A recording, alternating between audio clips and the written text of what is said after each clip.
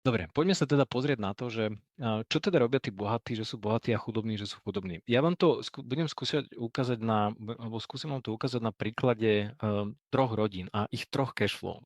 Nazveme to, že toto je Janko, toto je Janko a Marienka a oni majú nejaké zamestnanie. Takže toto je ich zamestnanie, do ktorého oni pravidelne chodia.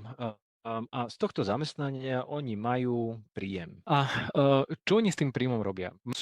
Robia to, čo v podstate robí akoby väčšina ľudí na Slovensku z toho príjmu, že jednoducho ten príjem im príde na účet, následne oni z tohto príjmu zaplatia výdavky. To znamená, že oni majú výdavky rôzne na stravu, bývajú v takom, že v tom štátnom alebo družstevnom byte, takže platia iba nejaký nájom. Potom samozrejme, že deti a tak ďalej. To znamená, že táto rodina v podstate všetok svoj príjem, ktorý oni zarobia, tak ten kompletne celý ide na výdavky. Všetko zmizne, nič neinvestujú, nešetria.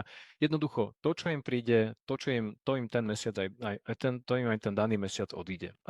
Skúste mi zodpovedať, alebo skúste si vy zodpovedať pre seba otázku, že čo bude mať táto rodina po 20 rokoch? Skúste si odpovedať na to, že čo táto rodina bude mať. Čo sa týka nejakého majetku, bude mať táto rodina nejaký majetok? Odpoveď pravdepodobne je, že no nie, nebudú mať nejaký zásadný majetok, pretože oni akože nejaký majetok oni nekumulujú, či už vďaka hypotékám alebo vďaka nejakému investovaniu alebo vytváraniu nejakých aktív. Skrátka, oni jednoducho ten majetok ich stále bude v podstate hraničiaci s nulou. To, čo môžu očakávať v tom lepšom prípade, je odchod do toho nejakého dôchodku s tým štátnym dôchodkom, kde v podstate asi viete, že tá demografia na Slovensku není nič moc a jednoducho budú sa musieť spoliehať na nejaký štátny dôchodok. Takže toto je akoby ten prvý